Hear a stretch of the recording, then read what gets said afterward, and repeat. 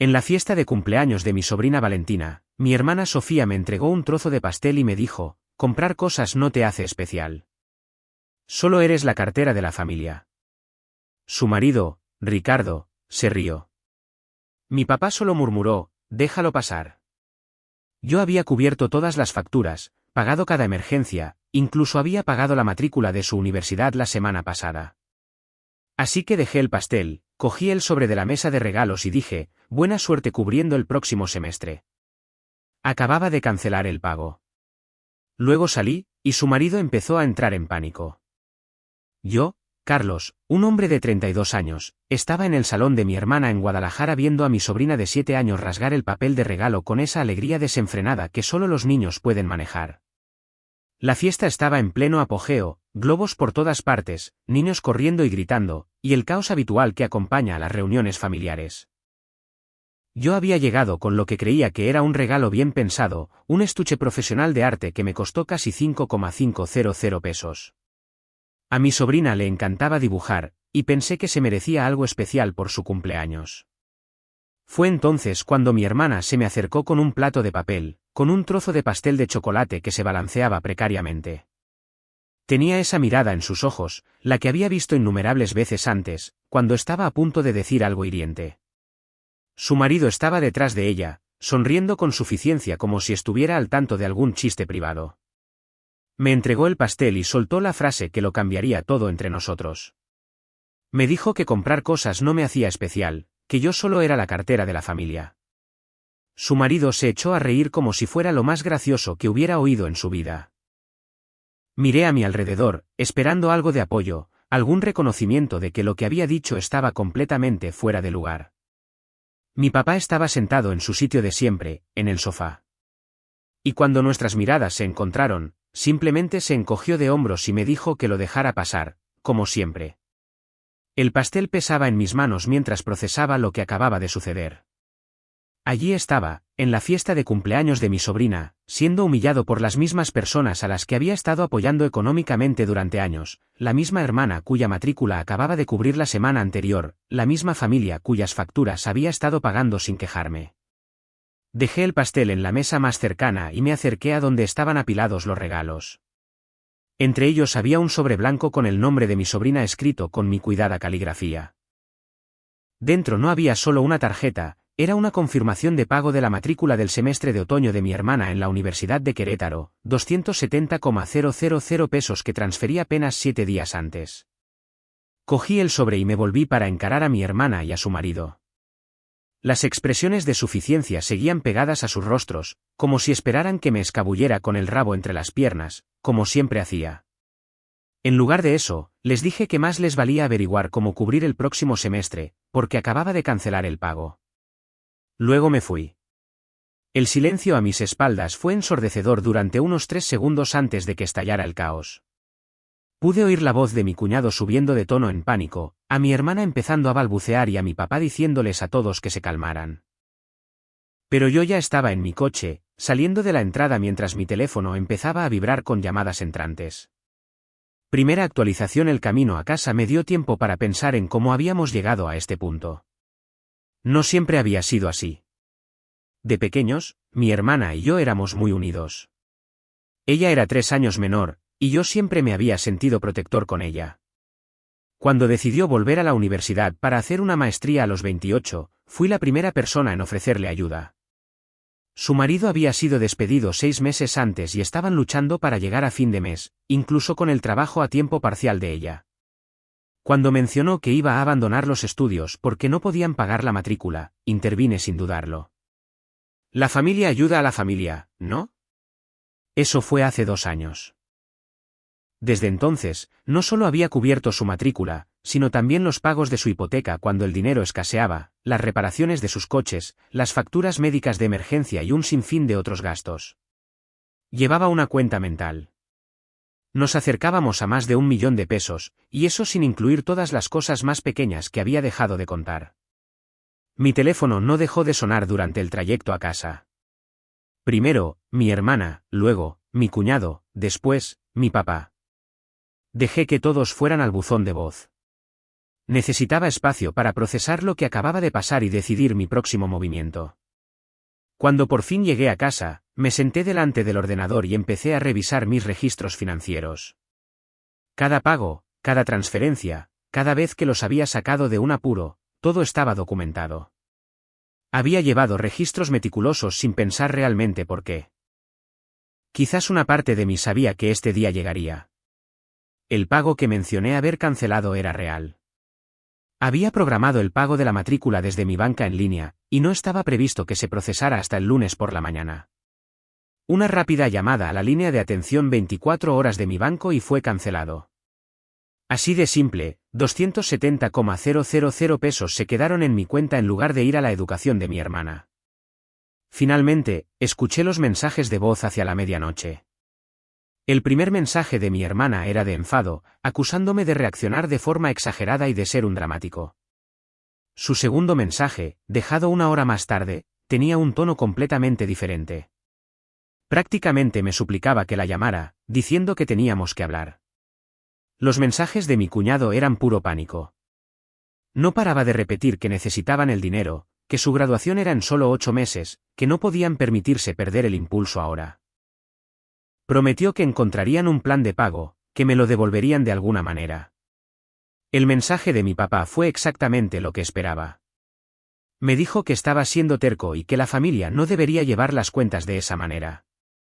Dijo que mi hermana estaba disgustada y que yo debía ser el adulto y llamarla. Borré todos los mensajes y me fui a la cama. Segunda actualización el domingo por la mañana trajo una visita inesperada. Estaba tomando café en mi patio trasero cuando oí sonar el timbre. A través de la mirilla, pude ver a mi hermana en el porche de mi casa, con aspecto de no haber dormido mucho. Estaba sola, sin marido ni hijos. Abrí la puerta, pero no la invité a entrar.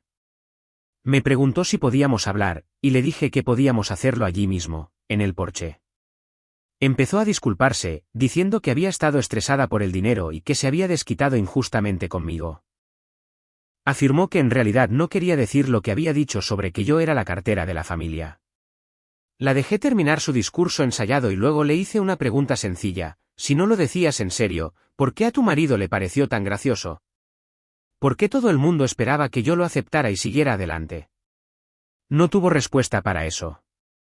Le hablé de la hoja de cálculo que había estado manteniendo, cada pago, cada rescate, cada vez que los había salvado de sus malas decisiones financieras. La cifra había alcanzado casi 150,000 pesos en 2 años. Le dije que estaba harto de ser el cajero automático de la familia. Su comportamiento cambió por completo. La falsa disculpa desapareció y salió su verdadero yo. Dijo que les había estado echando en cara el dinero todo este tiempo, que les había hecho sentir que me debían algo. Me acusó de llevar la cuenta para sentirme superior. Me reí de verdad, porque estaba describiendo exactamente lo que ella me había estado haciendo durante años: hacerme sentir culpable por haber tenido más éxito, por poder ayudar cuando lo necesitaban, por no tener las dificultades que ellos tenían. Le dije que el pago de la matrícula estaba cancelado permanentemente y que debía empezar a buscar créditos educativos o becas si quería terminar su carrera. Luego volví a entrar y cerré la puerta con llave. Se quedó en mi porche otros 10 minutos, alternando entre llamar a la puerta y gritar a través de ella. Amenazó con traer a los niños para hacerme sentir culpable. Dijo que estaba rompiendo la familia. Afirmó que estaba siendo egoísta y mezquino. Subí el volumen de la música y esperé a que se fuera. Tercera actualización el lunes trajo las consecuencias. Mi hermana llamó a la oficina de ayuda financiera de la universidad y descubrió que, sin mi pago, su inscripción sería suspendida en una semana.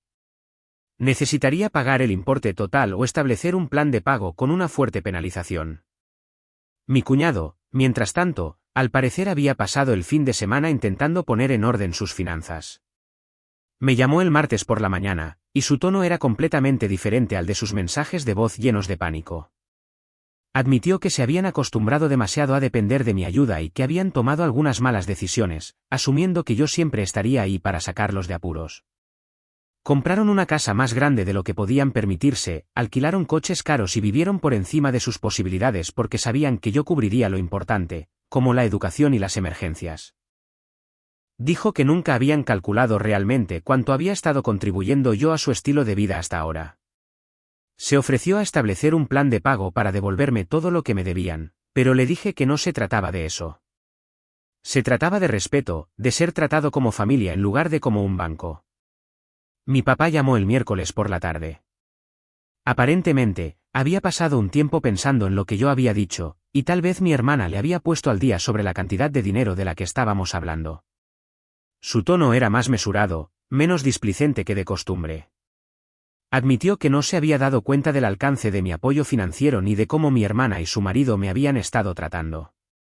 Dijo que siempre había asumido que yo ofrecía ayuda porque quería, no porque hubieran empezado a esperarla. Me preguntó qué haría falta para arreglar las cosas. Le dije lo mismo que a mi cuñado, no se trataba del dinero. Se trataba de ser tratado con respeto y aprecio básicos en lugar de que me dieran por sentado. El punto de quiebre llegó el jueves por la noche. Mi hermana apareció en mi oficina en la zona de Andares cuando salía del trabajo. Había estado llorando y parecía desesperada. Me rogó que lo reconsiderara, diciendo que estaba muy cerca de graduarse y que no podía permitirse parar ahora. Le pregunté por qué creía que debía ayudar a alguien que me había humillado públicamente y me había mostrado cero respeto. Dijo que lo sentía, que había estado estresada y había dicho una estupidez. Le dije que lo que había dicho no era una estupidez, era como se sentía realmente acerca de mí. Me veía como una cartera con patas, alguien cuyo único valor para la familia era mi capacidad para pagar las cosas. Y la risa de su marido demostraba que él sentía lo mismo. Se derrumbó por completo entonces, admitiendo que, en algún punto del camino, habían empezado a ver mi ayuda como algo que merecían en lugar de algo que yo elegía dar. Dijo que se habían vuelto consentidos y arrogantes, y que entendía por qué estaba enfadado. Pero entender y cambiar son dos cosas diferentes. Cuarta actualización: han pasado 3 semanas desde el incidente de la fiesta de cumpleaños, y la dinámica familiar ha cambiado por completo. Mi hermana terminó solicitando créditos educativos de emergencia con un tipo de interés mucho más alto para cubrir su matrícula. El estrés de tener que gestionar de repente sus finanzas sin mi red de seguridad ha forzado algunas conversaciones difíciles en su hogar. Mi cuñado encontró un nuevo trabajo, no en su campo preferido, pero algo que paga las facturas. Están pensando en mudarse a una casa más pequeña y deshacerse de los caros contratos de arrendamiento de los coches. Por primera vez en años, están viviendo dentro de sus medios reales en lugar de sus medios más mis contribuciones. Mi papá ha intentado hacer de mediador, pero he dejado claro que esto ya no se trata de perdón o disculpas. Se trata de un cambio fundamental en cómo se me trata y valora dentro de la estructura familiar. El acontecimiento más interesante llegó el fin de semana pasado. Mi sobrina, la cumpleañera que lo empezó todo, le preguntó a su madre por qué el tío Carlos ya no venía a visitarla. Cuando mi hermana intentó darle una explicación edulcorada sobre los desacuerdos entre adultos, al parecer mi sobrina preguntó por qué mamá había sido tan mala conmigo en su fiesta. Los niños se dan cuenta de todo, y mi sobrina de 7 años había captado la falta de respeto en el tono de su madre, aunque no entendiera todo el contexto. Mi hermana se vio obligada a tener una conversación con su hija sobre tratar a la gente con amabilidad, especialmente a las personas que hacen cosas buenas por ti. Esa conversación, al parecer, le impactó más que cualquiera de nuestras discusiones. Mi hermana me llamó después de eso, no para pedirme dinero ni para disculparse de nuevo, sino para contarme su conversación con su hija. Dijo que tener que explicarle a una niña de 7 años por qué había sido cruel con alguien que no había sido más que generoso con su familia le hizo darse cuenta de lo lejos que había caído de quien solía ser. Escuché lo que tenía que decir, pero no me comprometí a nada.